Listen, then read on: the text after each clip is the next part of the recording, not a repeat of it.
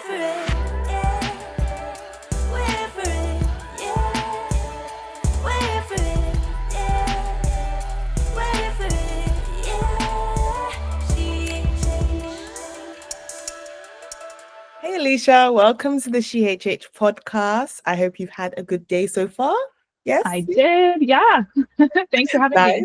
Nice. Okay, so it's really great to be chatting to you, and I'm super excited for you to kind of introduce yourself to my audience, have them know a bit more about you, and even as we deep dive into some of your music as well. But just as we start, please briefly introduce yourself. Yeah. Well, my name is Alisha Eich. I am a singer and songwriter, worship leader slash mom of 4 kids from Brantford, Ontario in Canada. So that's in a nutshell who I am. But yeah, I'm someone that just loves God and loves to create art and hopefully inspire people to be closer to Him. Amen to that. I love it. Yeah. And I was surprised I said mom of 4 kids because you look like the youngest child of 4 kids, to be honest. Like you don't look like you Thank have you. 4, but that is so beautiful. And you've been recording and leading worship. You've been recording music and leading worship for many years, producing, releasing music. But what has been your story? Like, have you always been singing? Did you plan to be an artist? Like, what's your musical background like?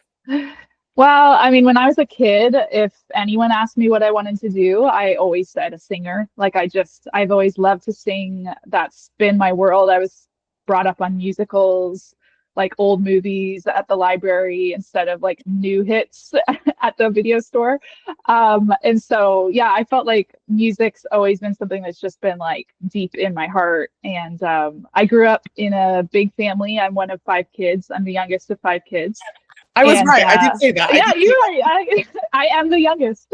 But yeah, my mom was a worship leader and a songwriter as well.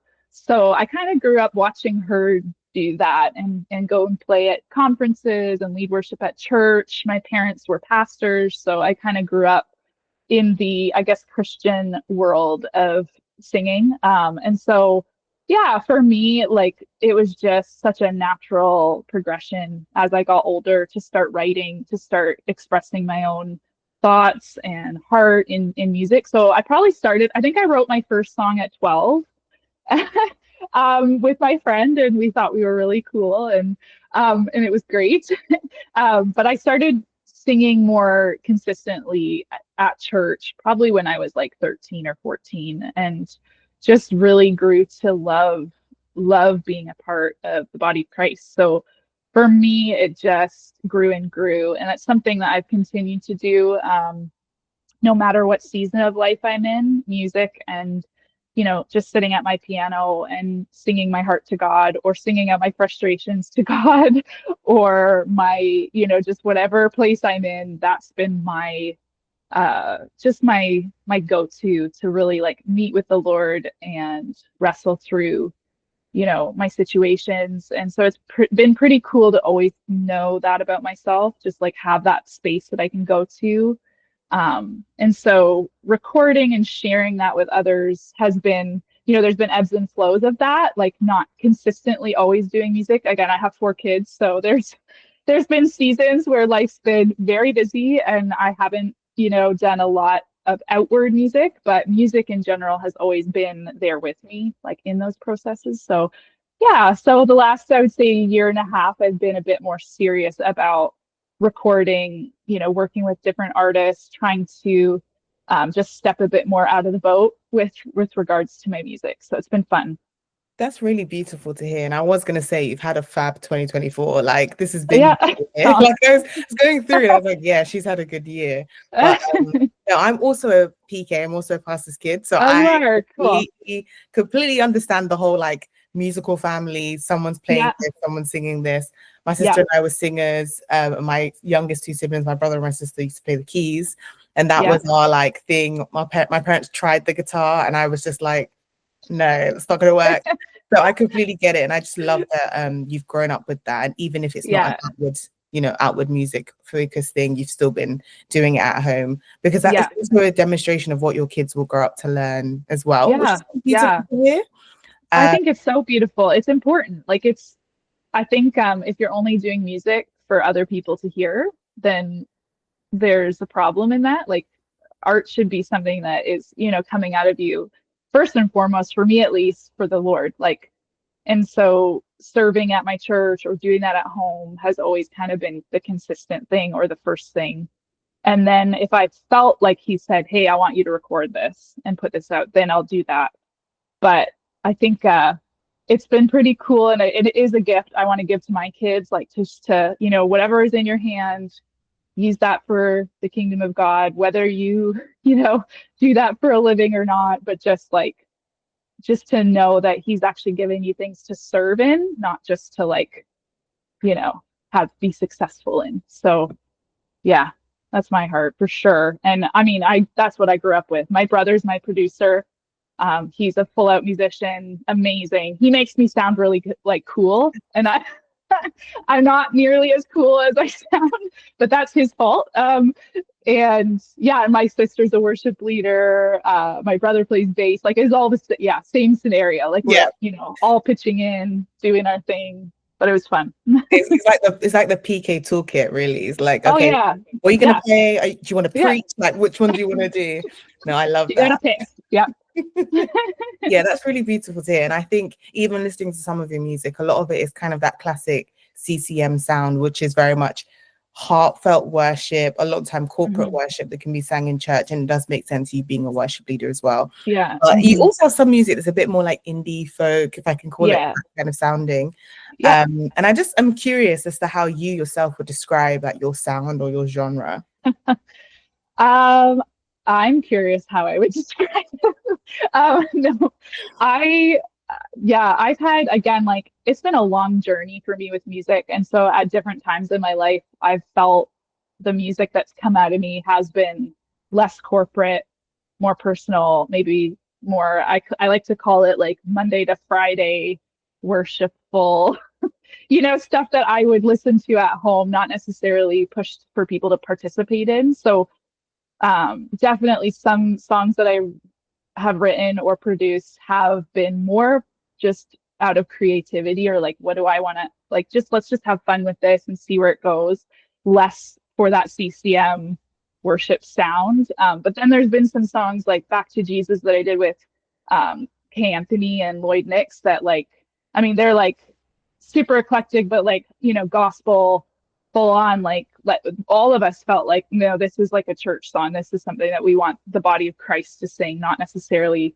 to be something for everyone, but it's like a declaration. So that song, as we started writing it and recording that one, it just, my heart of for the church kind of came out in that one. So I've never really boxed myself in. Maybe that's a bad thing. It probably would be better for my career if I stuck to one thing. But yeah, right now I'm just trying to be very genuine with where I'm at with God, and if a song kind of sounds more personal, more indie, more creative, I'm just going to go with that. And if it's, more corporate, I'm going to go with that. It's just, I feel like I just need to be, I'm a bit of both, and I always have been. When I first started in music, I played mostly in cafes and bars and stuff. So it was not, I purposefully wrote in a way that could be for anyone. And I kind of sneak the message of Christ in there. I remember the first few songs that I wrote, more seriously, I had listened to a lot of Brooke Fraser, who was a huge, she impacted me a lot as a teenager or as a young adult, just hearing her do secular music, but also lead worship and write both, and it be okay. Because I think that was kind of a no-no at the time. If you write secular music, you must not be a Christian anymore. If you write worship music, that's the good thing, So I felt so freed by seeing that, or seeing Hillsong be creative in their sound, to be oh, I don't actually have to do one thing. I can actually. So there's been waves in my life where I feel like that's been the focus, less corporate, more personal. And then the last year has been a bit more, actually it's been a mix. So I was gonna say, it's still been a mix. Yeah, it's been a mix, and every time I try to narrow it in, it just ends up still being a mix. So, which is okay. I think that's just my heart. My heart is for the church. My heart loves that outlet, and I love the gift of corporate singing and just the movement of God in that. But I also love writing stuff that's very raw and genuine and kind of meets people where they are at rather than where we want them to be. So yeah. You touched on something super interesting when you were like, it's probably a bad thing, like not boxing yourself in. And I was like, no, it's not. But I actually get where you're coming from in the sense of it's super easy to playlist you or to put you in like categories or to like know where to put you in nominations when you are super, I don't know what's the word like I want, but super clear. What's your like feeling towards that? Like, what's your take on that? Especially being someone who, you know, where you can write something for this or write something for that. Yeah, you know, I have mixed feelings about it. I think if that's your heart and you're like, I'm a gospel singer through and through, and like, and you know that direction and you know that's like your lane, I think it is powerful. I do think it helps. It's like people kind of know what they're going to hear. They expect it before they hear it, which feels really good to people. I think they kind of want to hear what they're expecting to hear. So there is an element that's just practical in it. And I do think it can help your career as far as, you know, like what you said for playlisting or whatever. If you're an artist that everyone's like, I wonder what she's going to put out next. Like, I never really know. And so that can kind of be exciting for a certain group of people. But I think the majority do want to hear something that they kind of like feels nostalgic a little bit, or they kind of know what they're expecting. So the artist side of me hates that. I don't like being boxed in because I would love to just keep experimenting and like finding new ways to express my heart and sound and stretch my voice. And, you know, like I think any artist wants to grow, not necessarily stay in a lane. But I do see the value in it for like a success side of things. So I think I'm just trying to lean on God's voice. And I've never been like, I need to get to the Grammys, you know? So that, I mean, that would be amazing if that happened. Not gonna lie. But I just think art is not something that you can box in. And I had a conversation with K. Anthony about this because he's very eclectic and some of his music is very gospel, some of it's, you know, more R&B, like he's all over the map.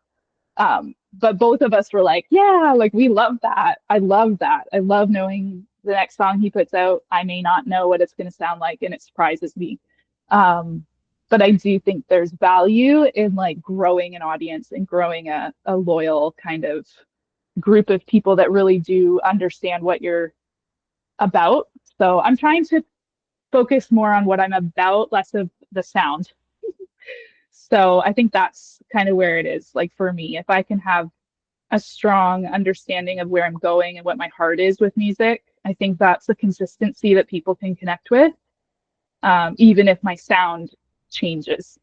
Yeah, for sure. And that's something that an informed, like I call them like informed fans, essentially, who are like music fans that like what they like and are able to see the beauty in like an artist changing and evolving and growing. Those kind of informed fans, I think they are more, and this, I don't know how true or how scientific I can prove this, but they are more like, I think they're more evident in secular music because they just are like within Christian music. I think because we've had an idea of what Christian music is for so long, it's a little bit harder to be an informed fan because you're like, oh no, but they're singing Jesus, like they're singing the Bible. There shouldn't be any of the like, sometimes there is a new sound, or sometimes there is a new way of singing Jesus. Like there is a really deeply personal, vulnerable way, or maybe there is a really corporate way, like the Psalms used to be, or the Psalms were in the times they were written.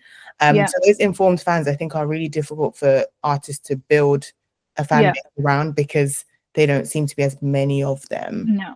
It is definitely a newer idea in Christian music. And I think, especially in Canada, like Canada is very small. Like the music scene, the Christian music scene here is tiny. And it's been a harder one for me to kind of break into because, you know, it's very much if you don't kind of sound like this, there's no wiggle room. So that it is a trickier setting. I think it's growing and I see more artists, even bigger artists, branching out, you know, collaborating with different artists that you wouldn't normally see them collaborate with, or that kind of stuff.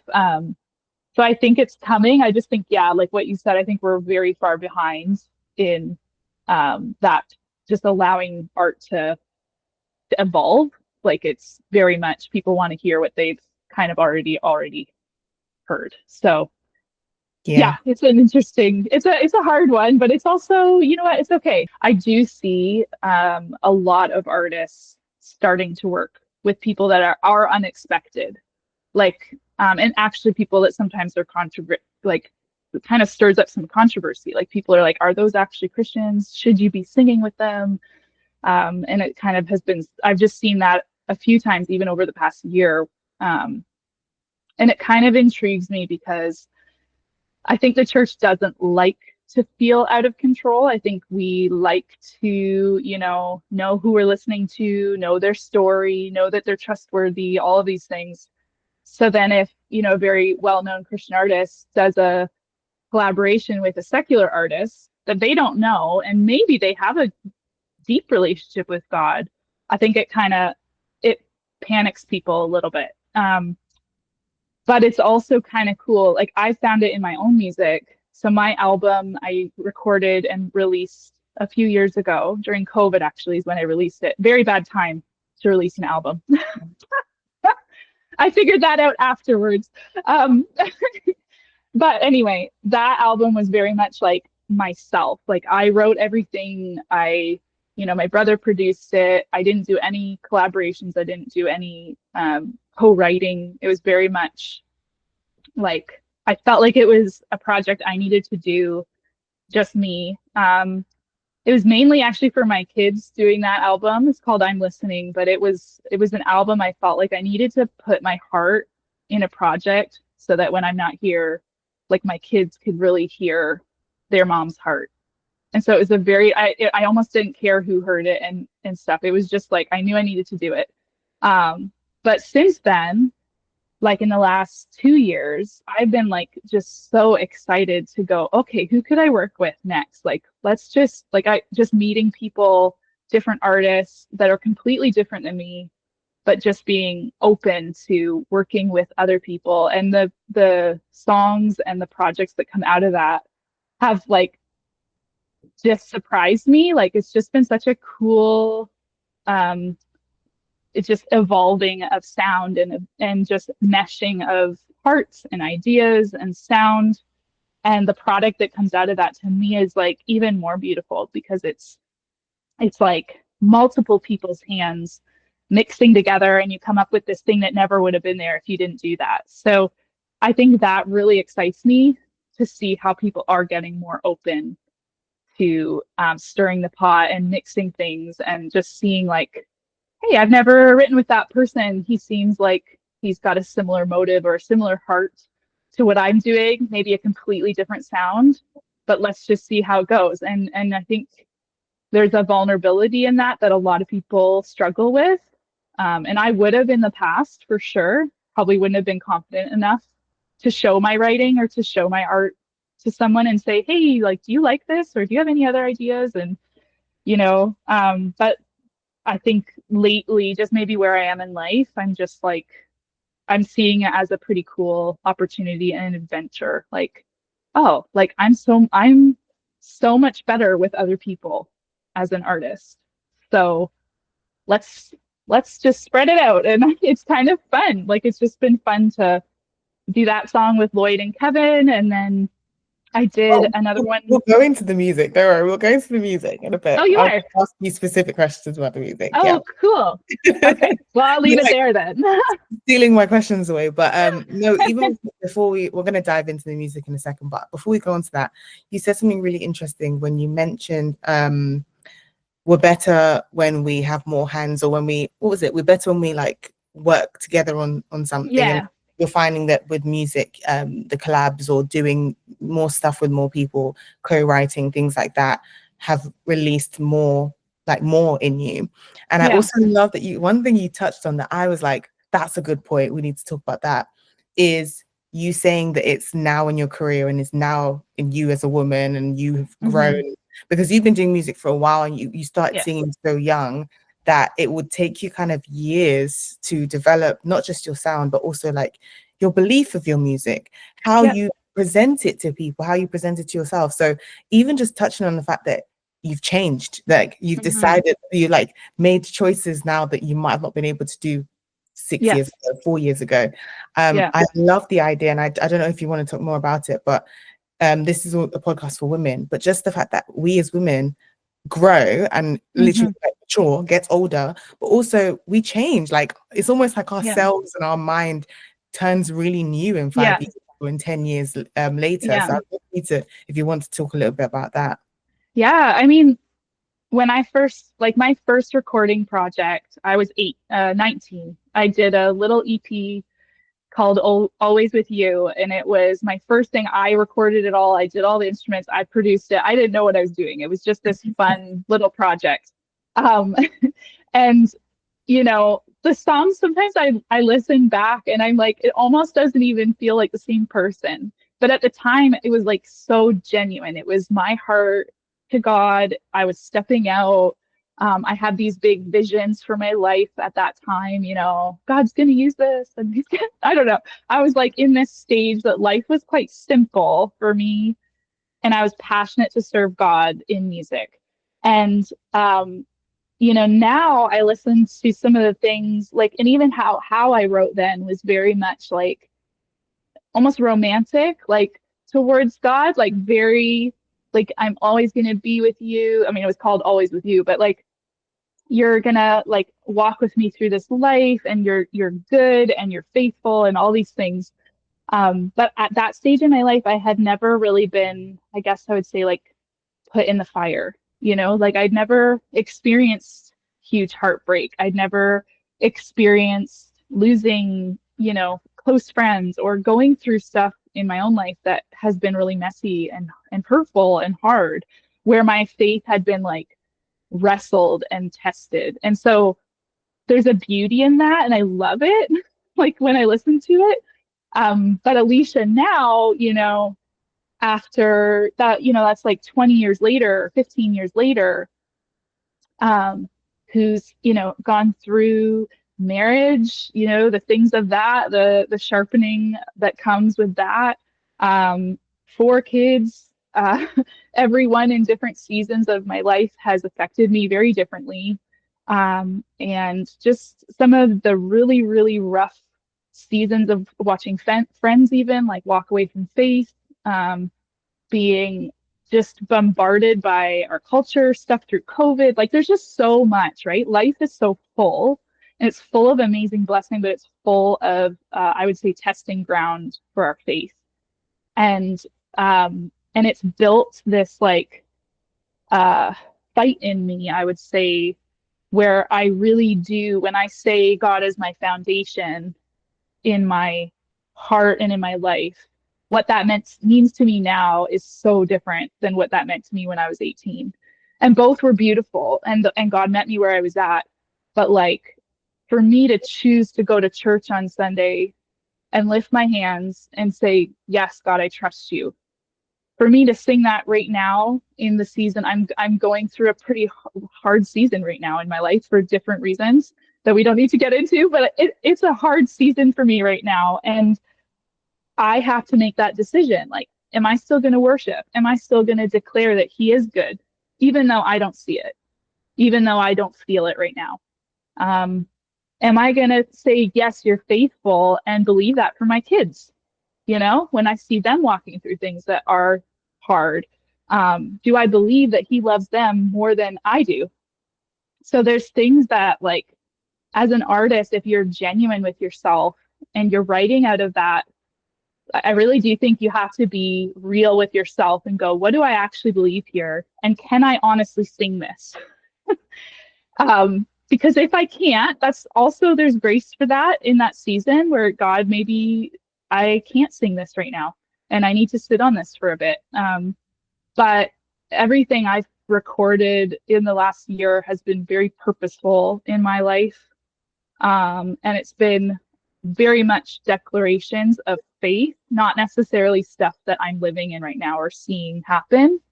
And so when I say, like, yeah, like that God, you are, like the last song I put out was Be Thou My Vision. It's the song I've sung since I was a kid. And it's meant so much to me now, more than it ever has, you know? So there's things that I just think for women, especially like through life, just letting yourself evolve, letting yourself grow, and being honest with yourself in seasons that are hard. You know, when every baby I had to stop doing music for at least a half a year. I had to lay that down. I had to go, you know what? I can't do this. I need to take a break. I need to not lead worship every Sunday, and I can't do it all. And that's okay. And I actually didn't know how to get there with my first kid, and I almost had a mental breakdown. Like I just kept going and kept going and kept going, and realized, you know what? Like God's timing, like I don't have to rush things. Like he meets you in your season. So if I need to take half a year off to focus on healing and my son and this process of becoming a mother, which is a wild experience, I need to do that and be okay with that and not feel like, well, I'm going to miss my calling or I'm going to miss my whatever. Like God is so faithful in your season. And every time I've kind of laid it down, there's been like a time, and it might be a year later, it might be half a year later, it might be 2 years later, where I feel like he just gently is like, Alisha, like, it's time, like sit at the piano again, you know, like I want to do this again with you. And it becomes so special. It's not something that's forced. It's like, and I'm a different person out of that. Like I can bring something new to the table because I stopped, because I allowed myself to grow or meet God in a new way. And then I have something to sing about that's fresh and new and not something that I'm still living for from when I was 18, you know? So I think women are very hard on themselves, that we have to like still be what we were when we were 18, or we need to like do it all, and we've got to be beautiful, we've got to put good music out, we've got to be an amazing mom, we've got to like all these things. And God's just like, I want to be like in the mess with you where you're at, and we're going to do this every day, like one step at a time. So my vision right now is kind of like the Israelites when God would provide manna for them daily, and he said to not grab a bunch and not store it away for later. Like, just, I'm your provider today, and take what that is for today, and I'm gonna like every day meet you, and we're gonna step a little farther and a little farther ahead, and not put so much pressure on myself to be like doing these crazy amazing things. I think God leads you to do crazy amazing things when we're just faithful with today. So that's where I'm at. That was so good, especially that last line. God leads you to do crazy amazing things, even in the like really small here and now, literally step by step. That is so good. And I think we as women, hearing that from other women who are learning that, is the encouragement I need to keep doing that. Because if you're doing it, you're surviving, you're thriving. Yeah. I want to thrive too, you know? Yeah. Really encouraging, really, really encouraging. And even just to speak about the music, let's dig right in. Yeah. It has been a really good year for you so far. Like we're right at the end of 2024, but you've had a very good 2024 for singles. Like I've enjoyed listening back. And I was saying to you before we started, like I'm a new fan now. Like I love it. Awesome.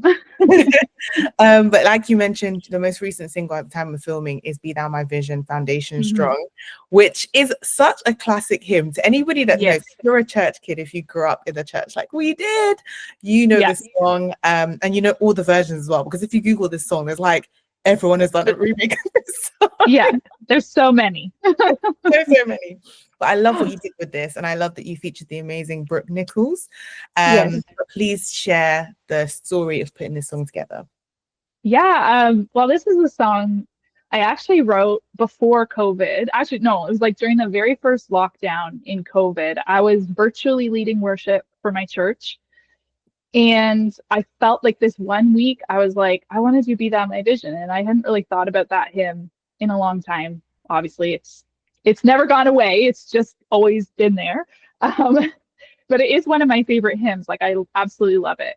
And so I was going to lead it on that that Sunday, and I sat down to record it because we kind of pre-recorded everything. And this chorus, like, I think I just was singing that song, and it was a really hard time. Like, my husband couldn't work. We were in a place that, you know, he was closed. His shop was closed, I think, for 9 months out of that year. Like, it was a really hard year for us. I had committed to recording an album that I couldn't pay for because we had no income. Like, it was nuts. And I wrote down, and that chorus just came out of me, foundation strong, which is just, I won't look to the left, I won't look to the right, you know, I will stand on the rock that is strong. I got that vision of, like, you know, build your house on the rock and the storms are going to come, but, you know, your foundation is strong. And so I wrote that down, and I recorded that for my church that week. And it was one that just became really special to me. And as I actually recorded my album, I'm listening, that was on the table to record that song. And it just didn't fit. Like, it just felt like it didn't fit the rest of the album. So we kind of tabled it.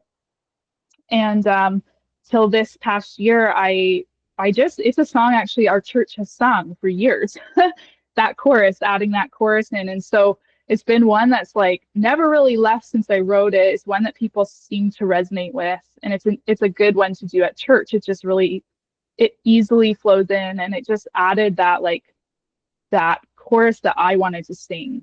I wanted to sing out to God in that hymn. And Brooke Nichols kind of came into the mix because we've actually talked about doing a song for so long. I actually went to high school with her husband. I've known her forever. Like, we've known each other since I was probably 17 or 18. And we lived close. We just never ever did anything together. So it was one of these, like, I was like, I think I should record that song. And my brother was really excited about it. And I know Brooke's heart is for the church. And she tends to actually quite often do hymns or do older songs. I knew that she values that kind of history with regards to music. So I kind of threw it out to her. Would you want to sing? Like, it's already written. It's not like you could just come and sing, and we could see how it goes. And she was very excited about it. So we just got together and we recorded it in a day. And so it was really fun to be able to partner with her on that song. In just, like, I think both of us have a very similar heart for the kingdom of God. And it felt like so good to kind of mesh that heart together, because sometimes you have friends that you see, they're, like, doing the exact same thing as you, and your hearts are so similar, and you know, you have your different, like, avenues, but it was very special to kind of take that for Canada, for our province, really, because we live in the same, well, now she's in BC, so never mind, she moved away, but both of us are Ontario girls, you know, that just have a heart for the church. So it was special to be able to partner with her in that. And again, like, the sound that came out of that and the mixing of our voices just elevated it to a place that I know it wouldn't have gotten to where it was if it was just me. So yeah, it was very special. I was pretty excited she agreed to do that. And we would love to do, like, write together, because we do both write on, like, a brand new song. But that song was just like, I've wanted to record that for, like, 5 years. So yeah. I'm glad it made it this year, because yeah, I think it was a nice one to end the year with, for sure. It was. On to the end of it all, which Mm-hmm. is another beautiful personal feeling song. I'd love to know how you wrote this one. Yeah, this one. So actually, I didn't write this song, which is not normal for me. Every song I've put out, literally every one, I have written or co-written. But when Lloyd and Kevin and I were writing Back to Jesus, we were just on, like, a virtual, like, a Zoom call working on that song. And Lloyd was like, hey, I don't know if you'd be interested, but I have this song and I feel like it sounds like you. And it was a song him and a couple in his church wrote. All they had was, like, a little demo. I don't think anyone was intending on recording it. It was just kind of in the bank of some songs that he had. And I listened to it and I almost, like, started crying, because I was like, oh my gosh, like, this song is so personal feeling and so raw. and it was exactly where I was at in my own life, with some people that were really dear to me walking through major struggles in their faith that was really breaking my heart. And so, yeah, I had tossed around the idea of like changing some of it or rewriting some of it. And every time that kind of came up, it was like, no, I've got to leave this like how it is. So I recorded that after I did Back to Jesus. And my brother and I, like, we were like, should we build this more? Should we make it like a bigger production type song? And it just felt so right to keep it very vocal forward and minimal and just, yeah, very raw. So that song is very special to me. It feels like it was one that came out of me, even though it wasn't. I can't take credit for it. But it's a beautiful, beautiful song. And I was pretty honored that he would kind of even suggest it and let me record it. So, yeah.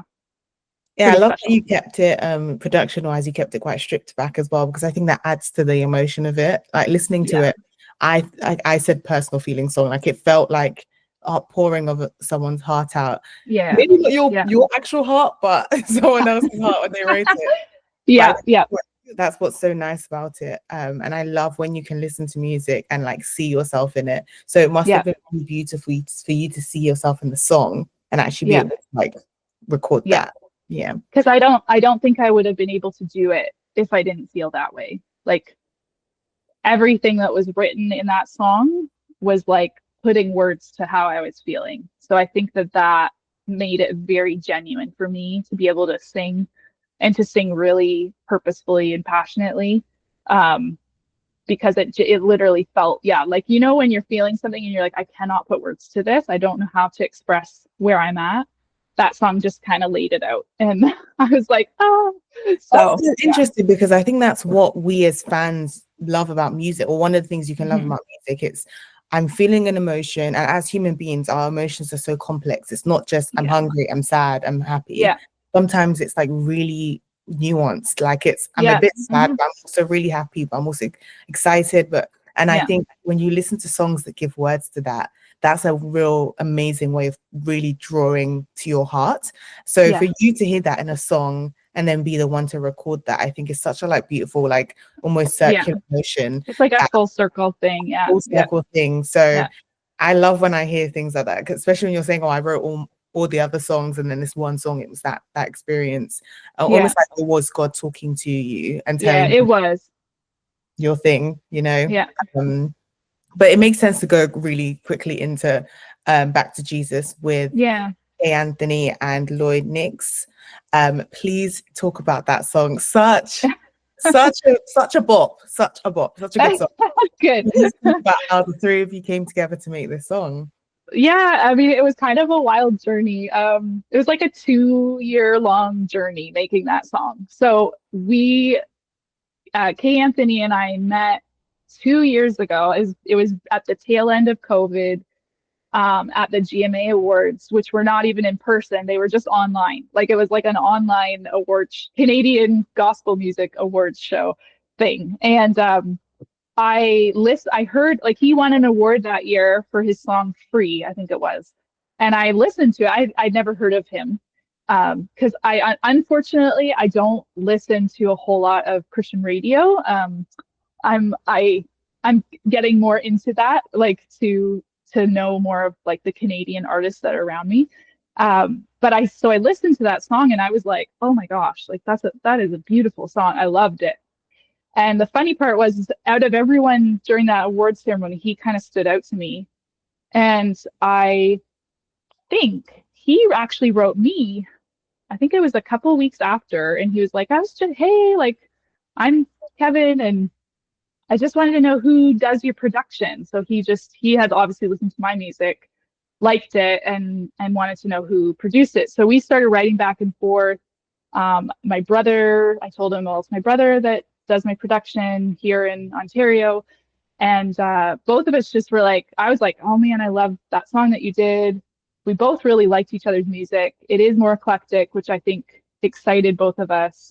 And so we were just like, we should work together. Like, let's write a song. So we didn't know each other at all, and got together on Zoom and I was like, do you have anything like, in the works? And I had just the chorus of Back to Jesus. That was a song that I think I had sat on for probably half a year. It was just a little chorus that I hadn't had the time to kind of dive into, but I loved the chorus and everything about that. I told him, I was like, I just want to write a song that points people out of anxiety and chaos and into like the simple gospel, like the simple floor that it all boils down to, which is Jesus. And it all comes back to him and finding yourself in him, not in knowledge or not in trying to prove God or all these things.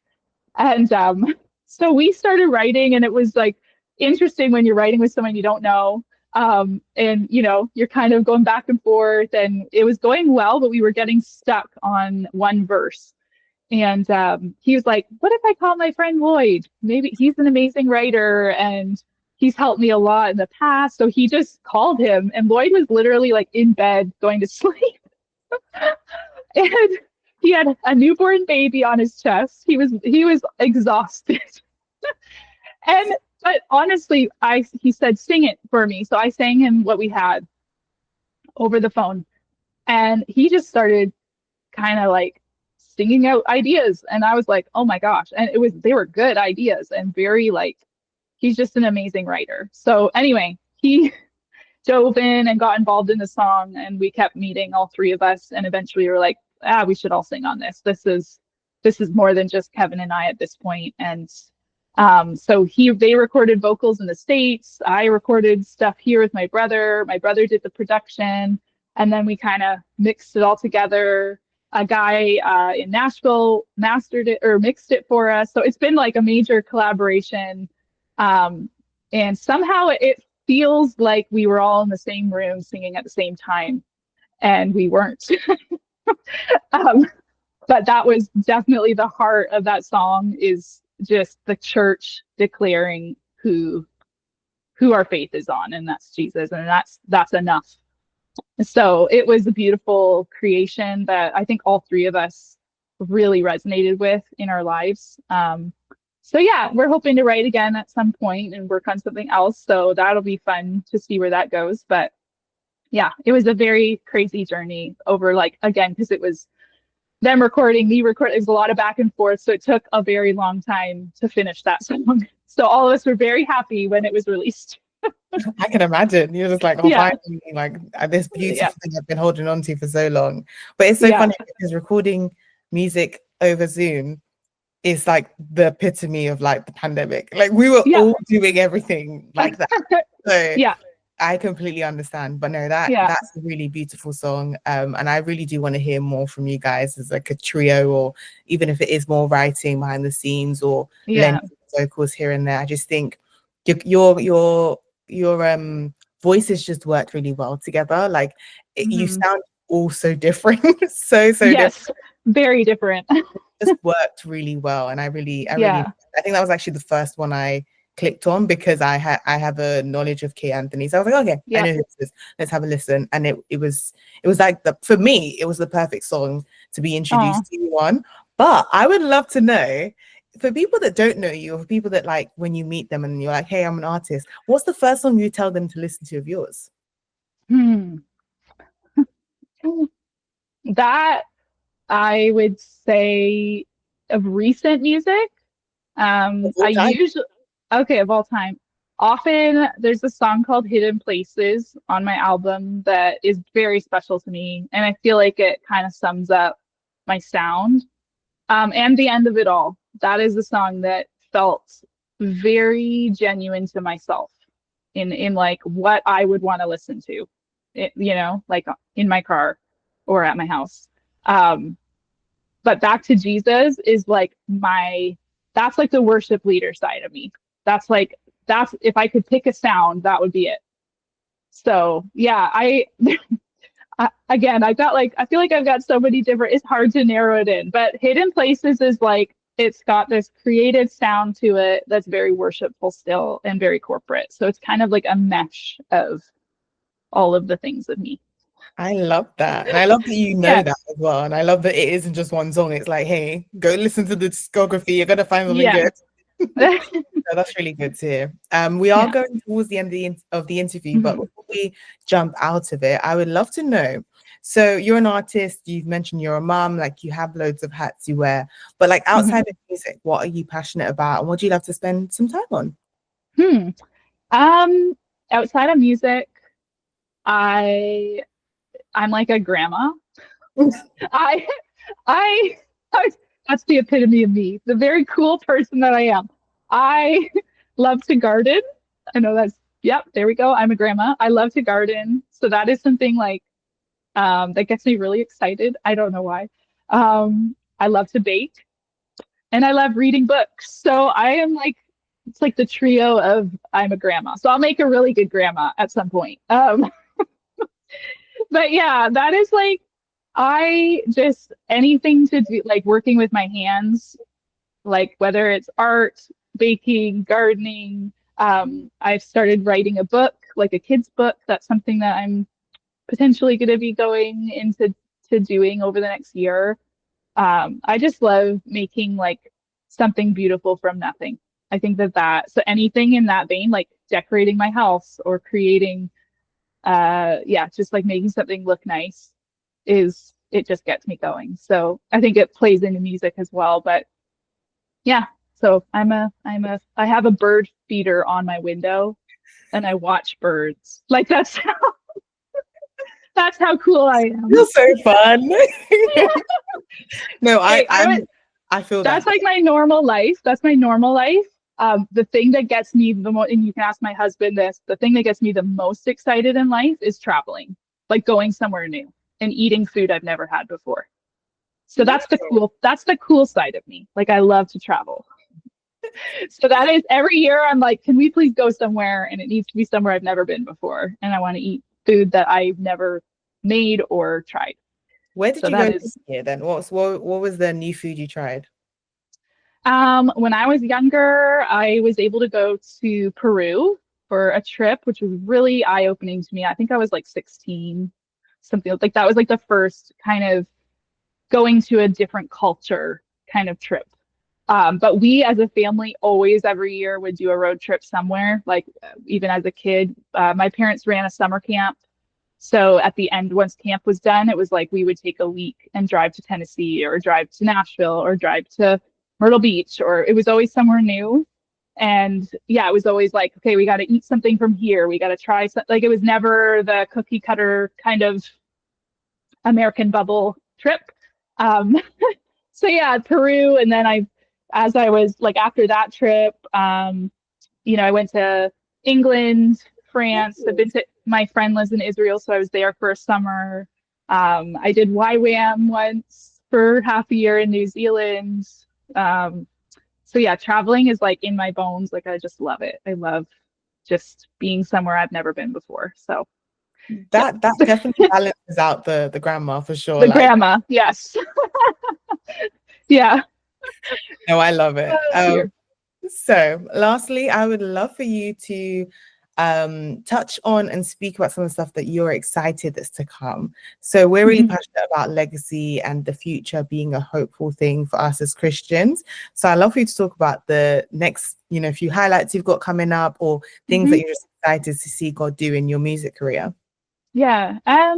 So I think there's like two things that come to mind for me. The next, as far as my music career goes, I'm kind of in the works of doing like a short album, like an EP, if you want to call it. So that's something that I'm slowly working towards, hopefully for spring next year. So that's been really fun to kind of just pick and choose songs that I've written and just see, it's just been like, we're in the very much like the creative side of it right now. And I've recorded 2 songs already. So that's kind of like in the works, which is exciting. And it's going to be more of a project that's very stripped back and very, the title I had in my heart was Growing Pains, like just talking about the raw side of myself and just trying to be less corporate and more personal. And so that's going to be exciting and also a little scary because vulnerable music is scary sometimes. But it is where I feel called to. And even just in regards to like church and stuff, like I think there's a group close by that's doing, every Friday just doing worship nights that there's no agenda, there's no plan, there's no like speaker, you just get together, worship, and see where God takes that. And that is like a huge part of my heart for myself, but also for the church. And I've done it in the past. My sister and I used to get together every week and lead worship in her living room, and whoever wanted to come can come, and just like seek God, pray for people, just we called it making space, just making space for God to be present and do what he wants to do. And so that is something that I am excited to hopefully get back into doing now that my kids are a little bit older. Is just figuring out how to do that like collectively as a city even, because I think there's a lack of space within the formal church to do that, to just not have a plan and not, script everything out, and we do 4 songs and then this person, like just the very formal aspect of faith, which I love. So yeah, for me, that's my heart, is to be more real and honest and raw with people, but hopefully point people to Christ in it. And so that'll look very different in different situations, but for the next year, that's where my heart is. I'm probably going to be doing a Kickstarter at some point in the next few months towards that album, and just trying to gather people to, okay, let's make this happen. Let's lead people to becoming more vulnerable. The world is very good at doing that, and I think Christians are not. But the world is good at being vulnerable without a solution. And I feel like we need to be vulnerable with the solution, pointing people back to Christ. So that's my heart. That's where I want to go. Mm-hmm. That's really good. And so we can definitely keep an eye out for information about Kickstarters, about music. Yeah. Where are you on socials? Where can we keep up with you? Just my name, Alisha Eich Music. And Eich is a weird name. Most people don't know how to say my last name. The EICH is my last name. But yeah, Alisha Eich Music, that's what it is for Instagram, TikTok, wherever you happen to go for socials. And then just my name is my website, alishaeich.com. So yeah, so that's kind of where I'm at. Nice. Well, thank you so much for your time and for being here with SheHH. Thank you, everybody watching and listening. I hope you enjoyed. Please share this episode, and we hope to see you in a new one. Hi guys, I hope you enjoyed that episode of the SheHH podcast. If you did, please leave a like rating, comment down below, and share this episode with a friend. Follow us on Instagram and TikTok at SheHH Podcast.